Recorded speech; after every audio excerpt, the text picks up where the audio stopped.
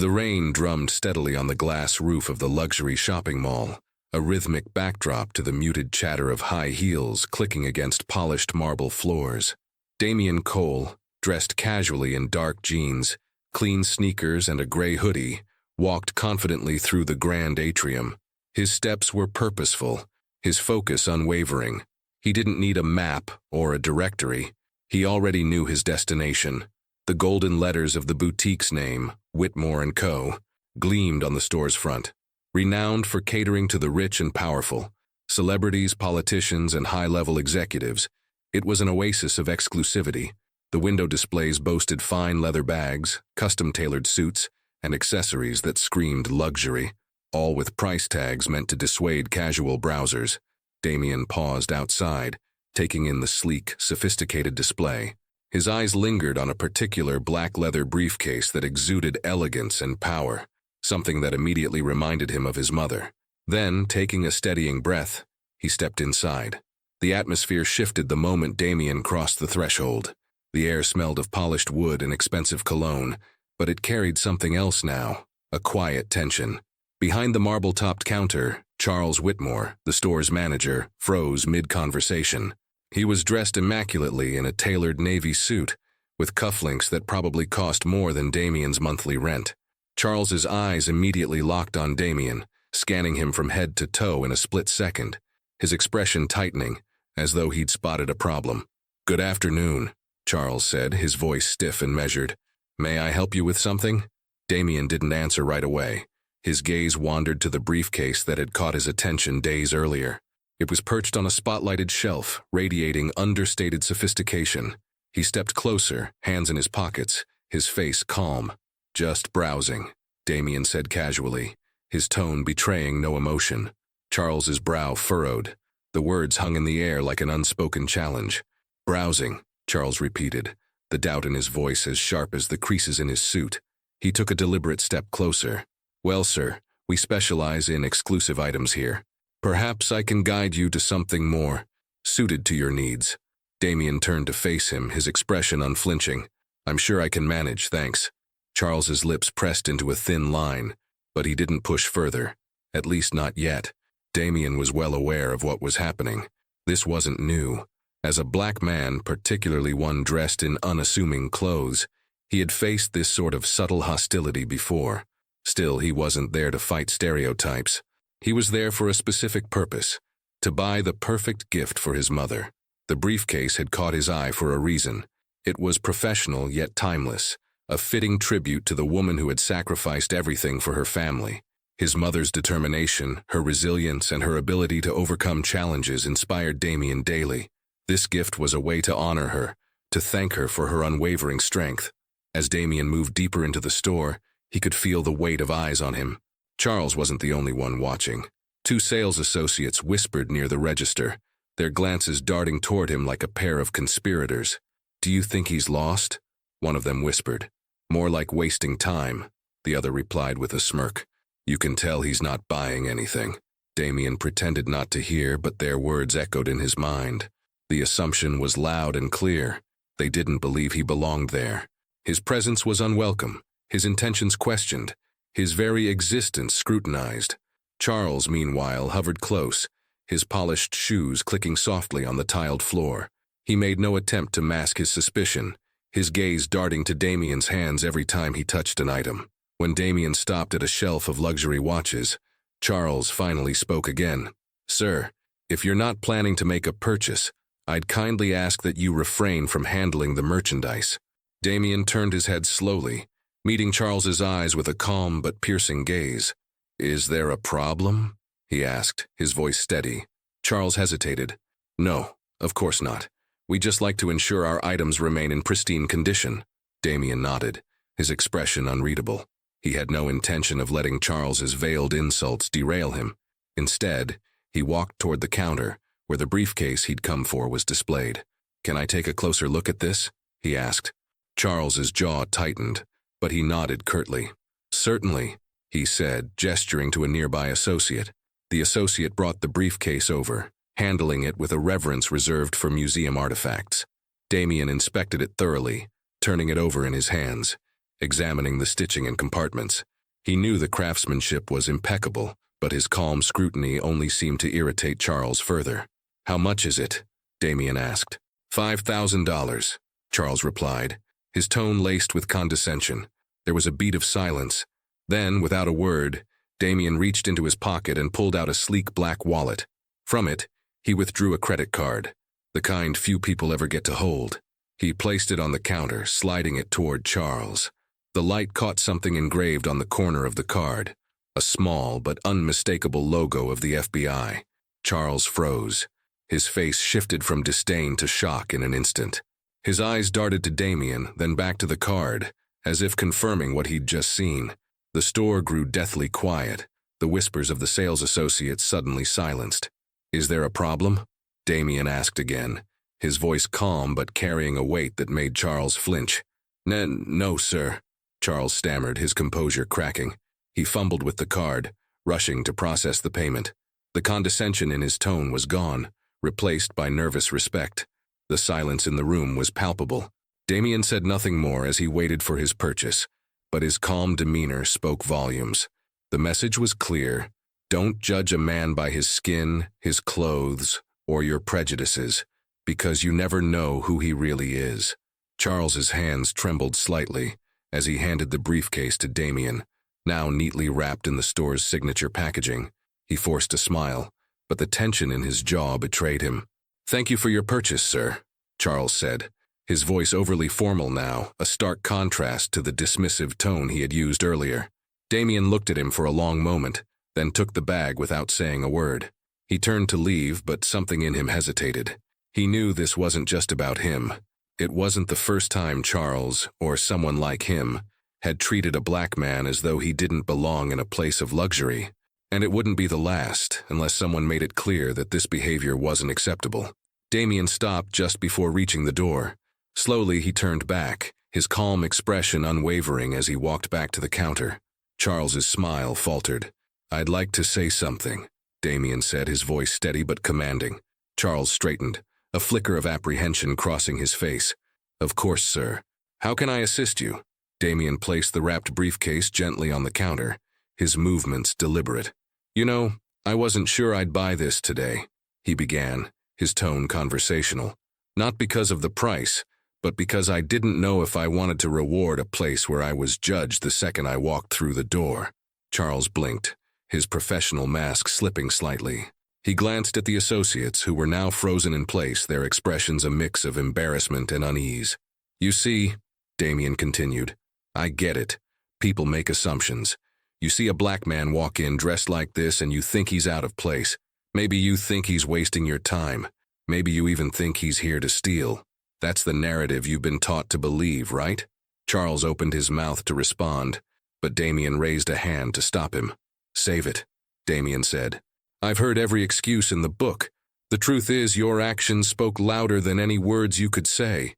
You followed me around like I was a criminal. Your associates whispered and laughed, thinking I didn't notice. And you made it clear, without saying it outright, that you didn't believe I belonged here." Charles's face turned red. The associates looked down at their feet, unable to meet Damien's gaze. "Here's the thing," Damien said, leaning in slightly, his voice lowering. "I do belong here. Not because I can afford what you're selling, but because no one gets to decide where I do or don't belong based on the color of my skin. I worked hard to get to where I am, just like anyone else. And in my line of work, I see people every day who think they're better than others because of their privilege, their money, or their skin tone. Let me tell you, that kind of thinking doesn't end well." Charles swallowed hard, his discomfort evident. Damien straightened up, his calm demeanor returning. "I hope this is a learning moment for you, Charles. For all of you," he said, glancing at the associates. "Because the next person you treat like this might not stay as quiet as I did, and they shouldn't have to." With that, Damien picked up the briefcase and headed for the door. As he stepped out into the rain, he felt a mix of emotions: anger, disappointment, but also a sense of satisfaction. He hadn't planned on making a scene, but sometimes the moment called for it. He looked down at the briefcase in his hand and thought of his mother. She had taught him to stand tall, no matter how the world tried to diminish him. This wasn't just a gift anymore. It was a symbol of resilience, of refusing to let prejudice dictate the course of his day, or his life. As Damien walked away, he didn't look back. But inside the store, the silence lingered like an unspoken apology. Charles and his staff exchanged uneasy glances, the weight of Damien's words sinking in. They'd made assumptions, ones that had cost them more than just their dignity. They'd lost the trust of someone who had every reason to respect himself far more than they ever could. Damien didn't need their validation, though. He was walking proof that strength came from within, and no amount of bias could take that away. As Damien exited the boutique and stepped back into the bustling mall, the rain outside served as a cooling balm to the heat of his frustration. The steady rhythm against the glass ceiling above seemed to mirror his heartbeat, gradually slowing as he walked through the atrium. He didn't often let situations like this bother him outwardly. His training as an FBI agent had taught him to control his emotions, to focus on facts and actions rather than feelings. But something about today had struck a nerve. Perhaps it was the blatant audacity of Charles and his staff, or perhaps it was simply exhaustion, the fatigue of having to navigate spaces that seemed determined to see him as less than he was. He stopped by a quiet bench near a fountain in the center of the mall, setting the bag with the briefcase down beside him. For a moment he just sat there, watching the shoppers pass by, some of them carrying bags from stores like Whitmore & Co. Their faces calm and unbothered. Damien wondered how many of them had ever felt the sting of being judged before they even opened their mouths. How many had been followed, whispered about, or dismissed outright simply because of the way they looked. He leaned forward, resting his elbows on his knees. His mind drifted back to his childhood, to the lessons his mother had instilled in him. She had always told him, "You have to be twice as good, Damien, because the world will try to make you feel like you're half as deserving." She'd said it not with bitterness, but with a quiet determination, as though she were arming him for battle. And she was right. It had taken years of hard work, discipline, and an unshakable belief in himself to get to where he was now.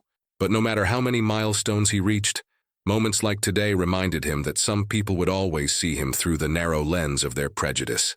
As he sat there, lost in thought, his phone buzzed in his pocket. He pulled it out, glancing at the screen. It was a text from his partner at the bureau, Elena. "Elena, hey, you okay?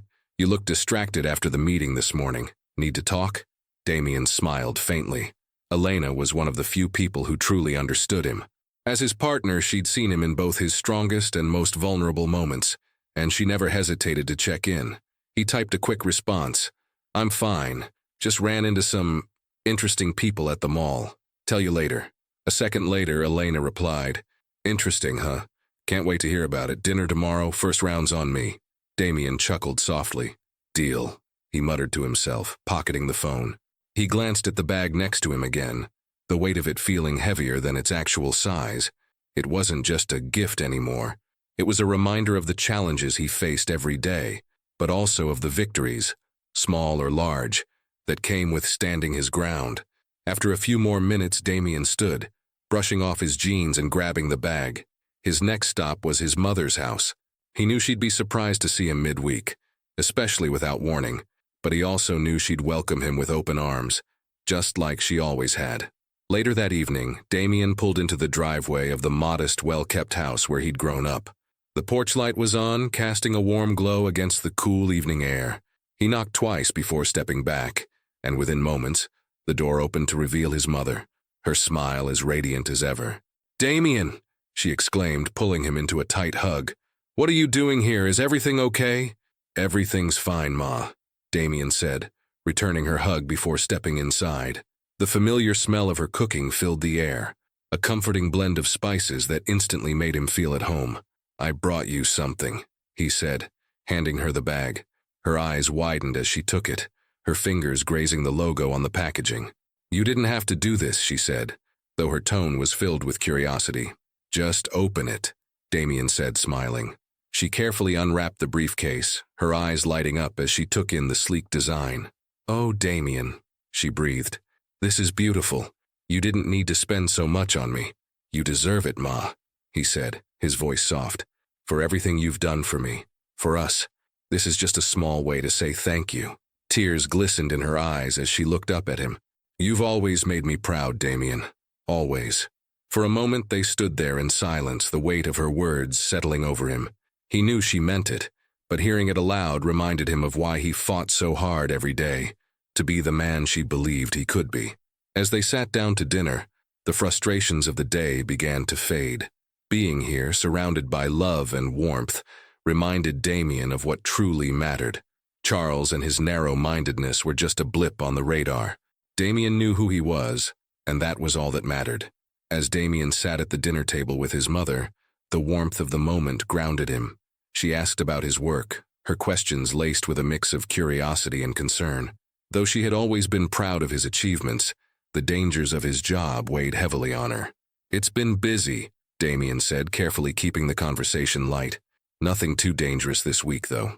His mother gave him a knowing look, her lips curving into a faint smile. "You always say that," she teased.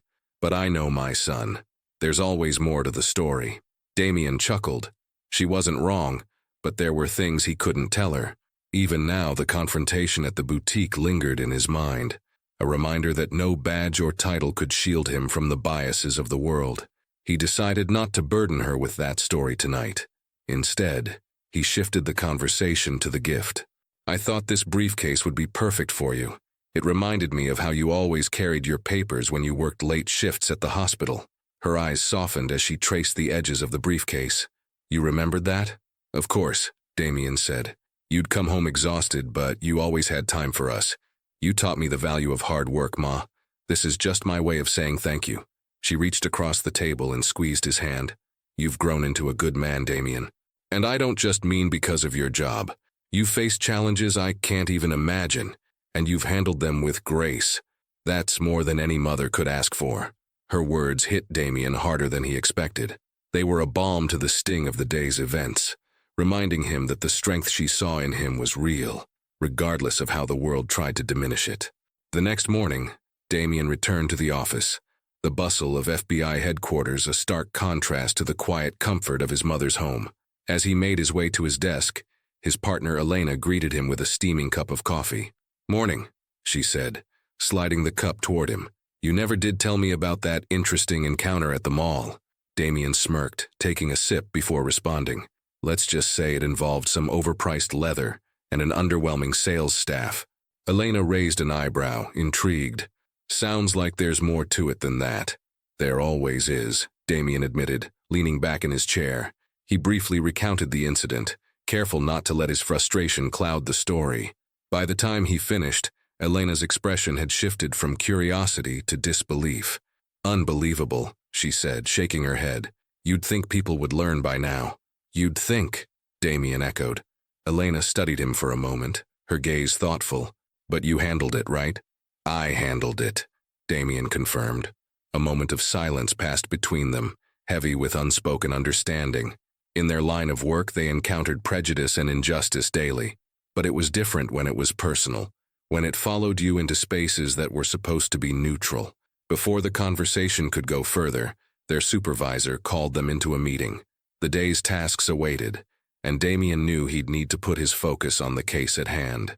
But as they walked to the briefing room, Elena leaned closer and said, "For what it's worth, I'm glad you didn't let them get away with it." Damien gave her a small nod. "Me too." A few days later, fate intervened in an unexpected way. Damien and Elena were tasked with conducting a background investigation on a potential suspect tied to a high-profile fraud case. The suspect was a known associate of several business elites in the city, and their investigation brought them to a networking event at a luxury hotel. As Damien scanned the room, his eyes landed on a familiar figure. Charles Whitmore stood near the bar, laughing with a small group of sharply dressed men and women. He looked just as polished as he had in the boutique, his demeanor confident and self-assured. Damien felt a flicker of recognition pass over Charles's face when their eyes met. The boutique manager's confident smile faltered for just a moment before he quickly turned away, focusing intently on his drink. Elena noticed the exchange. "Friend of yours?" she asked wryly. "Not exactly," Damien replied. For the rest of the evening, Damien couldn't ignore the subtle shifts in Charles's behavior. The man avoided his gaze, keeping a careful distance as though he hoped Damien wouldn't approach. But Damien had no intention of creating a scene. He knew that his presence alone had done enough to unsettle Charles, forcing him to confront the lingering memory of their last encounter. And that was enough. As Damien and Elena left the event, she turned to him and said, "You didn't say anything to that guy." "Why not?" "Because sometimes," Damien said, "the best response is just showing up. Let them sit with the weight of their actions." Elena nodded, a smirk tugging at her lips. "Fair enough. But if you ever need backup, I'm more than happy to make them squirm." Damien chuckled. "I'll keep that in mind." As the weeks passed, the incident at Whitmore & Co. became a distant memory, but its impact lingered. For Damien, it wasn't just another instance of prejudice. It was a reminder of why he carried himself the way he did, with quiet strength and unshakable resolve. And though he didn't return to the boutique, he knew his actions that day had left a mark. Somewhere, in the back of Charles's mind, Damien's words would echo, and maybe, just maybe, it would make him think twice the next time someone walked into his store. For Damien, that was enough. In the following months, Damien found himself thinking less about the encounter at Whitmore & Co., but its lessons stayed with him. Each new day brought a flood of responsibilities at the bureau, cases to crack, victims to protect, and paperwork to navigate. But every now and then the memory resurfaced, often in the quiet moments when the world slowed down. One such moment came late one evening as Damien sat at his desk, sifting through files for a long-running investigation. The office was nearly empty, the hum of fluorescent lights the only sound accompanying the occasional clatter of his keyboard. He paused, leaning back in his chair, and allowed himself a moment of reflection. In his line of work, he dealt with systemic injustice daily, corruption in corporations, abuse of power, and crimes that often preyed on society's most vulnerable. It wasn't lost on him that those same systems often seeped into everyday life, showing up in places as mundane as a luxury boutique. But that was why he'd joined the FBI in the first place. He'd grown up watching his mother navigate those same inequities with grace and resilience, teaching him that change didn't come from waiting for the world to fix itself. It came from standing up, speaking out, and taking action, even in the small moments. Damien's phone buzzed on his desk, breaking his train of thought. He glanced at the screen. It was Elena. "Elena, can't sleep? Thinking about the Patel case. You up?" Damien smiled faintly. He typed back, "Always up. Meet you at the coffee cart in 5? The next morning, Damien arrived at the bureau's coffee cart to find Elena already waiting, her hair pulled back in a loose ponytail and a cup of steaming coffee in her hand. "Morning," she said, passing him his usual order. "You look like you've been brooding again." "Brooding?" Damien asked, raising an eyebrow as he took the coffee. "You know, thinking too hard about everything wrong with the world and how you're supposed to fix it," Elena teased, leaning against the counter. "It's your signature look." Damien smirked, shaking his head. "It's not brooding, it's strategizing." Elena laughed. "Call it whatever you want, just don't forget to take a break every now and then. Even heroes need sleep." "Noted," Damien said. Their conversation shifted to the Patel case, a sprawling investigation into a network of white-collar criminals who had embezzled millions from small businesses. As they strategized their next steps, Damien couldn't help but notice the parallels between their work and his personal experiences. Injustice, after all, had many faces. It didn't always wear a mask or carry a weapon. Months later, a twist of fate brought Whitmore & Coers back into Damien's orbit. The Bureau had received an anonymous tip implicating several local businesses in a money laundering scheme tied to the Patel network. Among the names on the list was none other than Whitmore & Co. When Damien saw the name in the report, his reaction was measured but deliberate. He reviewed the evidence carefully, piecing together the connections that linked the boutique to the larger operation. Elena noticed his focus. "Something about this one catch your attention?" "You could say that," Damien replied, pushing the report toward her. "Recognize the name?" Elena scanned the page, her eyebrows shooting up when she saw it. "No way. That's the place from the mall, isn't it?" "Yep," Damien said. Elena leaned back in her chair, a sly grin spreading across her face. "Well, this just got a lot more interesting." Damien remained professional, keeping his emotions in check as they prepared to investigate. But inwardly, he couldn't deny the satisfaction he felt. Whitmore & Coers had judged him for walking through their doors, assuming he didn't belong. Now, the tables had turned. A week later, Damien and Elena arrived at the boutique with a small team of agents. The store was buzzing with its usual clientele, wealthy shoppers examining the latest arrivals, employees bustling to provide top-tier service. Charles Whitmore stood at the center of it all, his polished demeanor firmly in place as he spoke to a customer. But the moment his eyes landed on Damien, the color drained from his face. "Mr. Whitmore," Damien said, stepping forward with a neutral but firm expression. "We need to have a word." The store fell silent, the chatter of shoppers and staff halting, as all eyes turned toward the unfolding scene. Charles stammered, his usual confidence evaporating. "Oh, of course. What's this about?" Damien held up his badge, the gold shield catching the light. "We have a warrant to search your premises. You're under investigation for potential involvement in a money laundering operation." Charles's jaw dropped. "This must be some kind of mistake," he sputtered, his voice trembling. Damien tilted his head slightly. "I'd suggest you cooperate. It'll make things easier for everyone." As agents began their search, Damien remained composed, his presence commanding without being overtly intimidating. He wasn't there for revenge. He was there for justice. But he couldn't ignore the irony of the moment. Charles had dismissed him once, treating him as though he didn't belong. Now it was Charles who was on uncertain ground, forced to answer for his actions in a space he once controlled. By the time the investigation concluded, Whitmore & Co. was exposed as a key player in the money laundering scheme. Charles faced significant legal consequences, his carefully constructed reputation in ruins. For Damien, it wasn't personal. It was about accountability. As he walked past the boutique for the final time, now closed and awaiting a new owner, Damien felt no need to celebrate. He simply continued on, knowing his work, both on and off the job, spoke for itself. Some battles were fought quietly, without fanfare or applause. For Damien, those were the victories that mattered most. The fallout from the investigation into Whitmore & Co. sent shockwaves through the local business community. Charles Whitmore, once a pillar of high-end retail, was now a cautionary tale.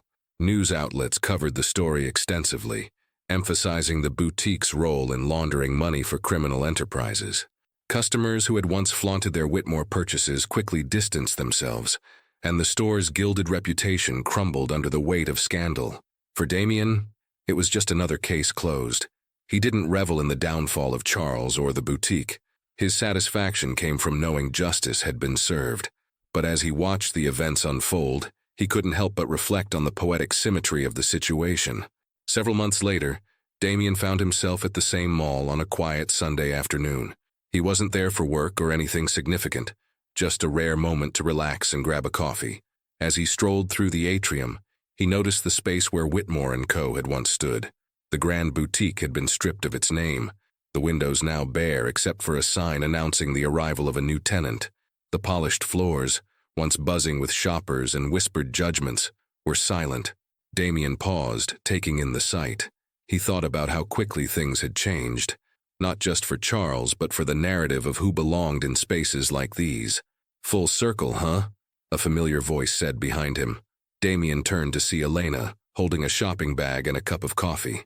She raised an eyebrow, gesturing toward the empty storefront. "Couldn't resist coming back to see it for yourself?" she teased. "Not exactly," Damien said with a small smile. "I just happened to be here." Elena gave him a knowing look. "You're not one for coincidence, Damien. So, what's on your mind?" He considered her question for a moment before answering. "I guess it's just a reminder of how things can change when you stand your ground, of how fragile the illusion of power really is."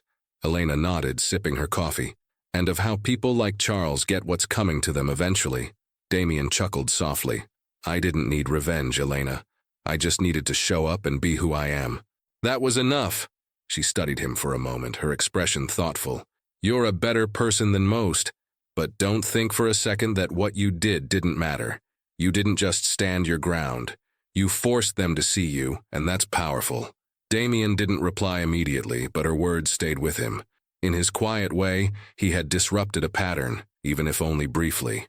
And if that made someone else think twice about their assumptions or actions, then it was worth every second.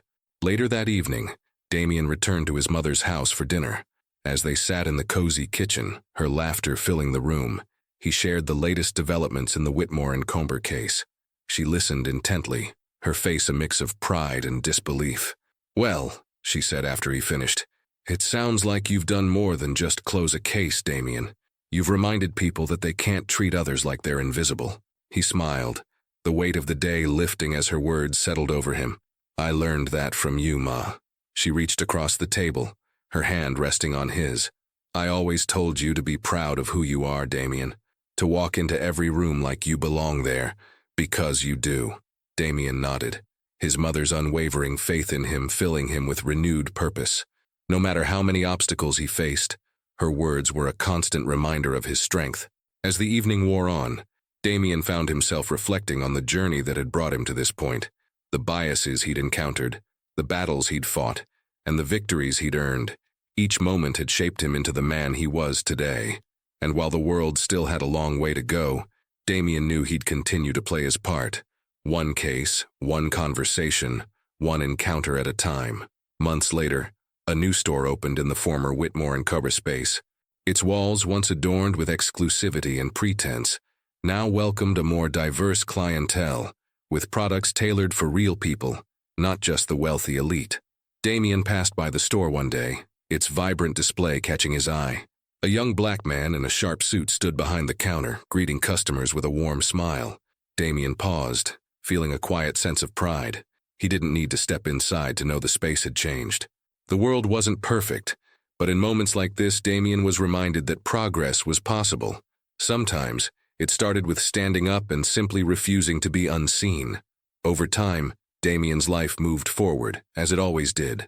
The challenges of his job remained, the cases ever more complex, but he carried each experience as a reminder of the progress he fought to see. The once high-profile Whitmore and Comber scandal had faded from headlines, replaced by fresher stories of corruption and justice.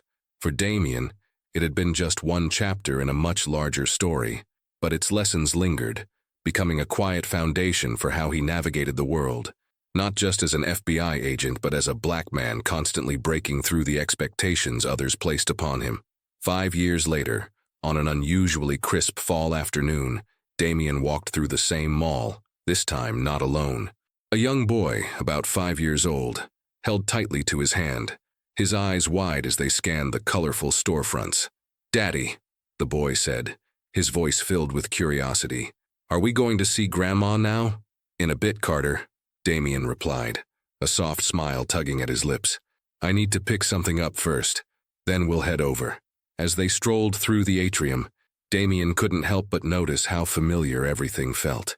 The fountain still burbled softly at the mall's center, the rain tapping rhythmically on the glass ceiling above, but something had changed. The air no longer carried the invisible weight he remembered from that fateful day at Whitmore and Co. It wasn't just the absence of the boutique, it was the shift in the energy of the place. New stores had opened, filled with a diverse range of shoppers and staff. There was a sense of inclusivity that felt intentional. Damien and Carter stopped outside the store that had replaced Whitmore and Co. Its bright, welcoming design was a stark contrast to the imposing opulence that had once dominated the space. Inside, families browsed together, and the staff greeted everyone with genuine warmth. A familiar face appeared near the counter, the young black man Damien had noticed years earlier. Now, a little older, he seemed to exude confidence, moving with purpose as he assisted a customer. Carter tugged on Damien's hand. "Can we go in, Daddy?" Damien hesitated for a moment, then nodded. "Sure, let's take a look." As they stepped inside, the man behind the counter glanced up, his eyes lit up with recognition as he approached. "Sir," he said, his tone warm and respectful. "I remember you. You stopped by when we first opened." Damien smiled, offering a handshake. "That was a while ago. It's good to see the place thriving." The man nodded, glancing around proudly. "It's been a journey, but we're building something special here." He glanced at Carter, who was busy admiring a display of toys near the front. "And who's this little guy?" "My son," Damien said, his voice tinged with pride. "Carter." The man crouched slightly, offering a fist bump to the boy. "Hey, Carter, you helping your dad shop today?" Carter grinned. "We're going to Grandma's after this." The man chuckled, standing back up. "Sounds like a good day ahead." He turned his attention back to Damien. "Thank you for coming in. It means a lot to see familiar faces, especially ones who've seen the change. Damien gave him a knowing look. "It's a good change," he said simply. The man nodded. "That's the goal." As Damien and Carter left the store, a sense of closure washed over him. It wasn't about vindication or victory. It was about seeing the world evolve, even in small ways, and knowing he'd played a part in nudging it forward. Later that evening, as Damien sat with his mother in her cozy living room, Carter played nearby with the toys he'd picked out at the mall. His mother watched her grandson with a smile, her eyes sparkling with love and pride. "Your boy's growing up fast," she said, turning to Damien. "He is," Damien agreed, his voice soft. She reached out, placing a hand on his arm. "And he's got a father who'll teach him to be proud of who he is. Just like I taught you." Damien nodded, his heart full.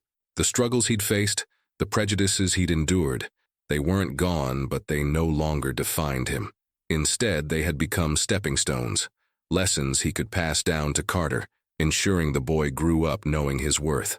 As Carter ran over to show them his latest creation, a tower of building blocks, Damien laughed and pulled him into a hug. The world wasn't perfect, but it was changing, and Damien was determined to ensure that Carter, and others like him, would grow up in a world that saw them for who they truly were, deserving, capable, and limitless. Life hadn't always been easy for Damien Cole, but he had learned to measure success not by the challenges he faced, but by the impact he made. His mother's lessons, his own experiences, and the love he poured into raising Carter had taught him that resilience wasn't just about enduring, it was about thriving. The encounter at Whitmore & Co. became one of many moments that shaped his journey, a symbol of how quiet strength could dismantle prejudice and pave the way for progress. It wasn't just about proving people wrong. It was about ensuring the next generation wouldn't have to. As Damien sat in his living room one quiet evening, watching Carter, now a young man, help his grandmother prepare a family meal, he felt a profound sense of peace. He didn't need validation from the world. He had created a legacy of respect, perseverance, and pride. And that, more than anything, was the justice he had always sought. Carter would grow up to carry his father's values into the world, his life a testament to the battles Damien had fought and the dignity he had preserved. And while the world wasn't perfect, it was better. For Damien, for Carter, and for those who dared to stand tall in spaces that once tried to make them feel small. This story is a reminder that the fight for dignity and equality isn't won in a single moment. It's a journey. Each of us has a role to play in shaping a more inclusive world, whether it's challenging biases, supporting others, or simply showing up as our authentic selves. Ask yourself, how can I make a difference today? How can I ensure that no one feels invisible, dismissed, or unwelcome because of who they are? Together, through small actions and steadfast resolve, we can create a world where everyone belongs. Share your thoughts, take action, and be the change you wish to see.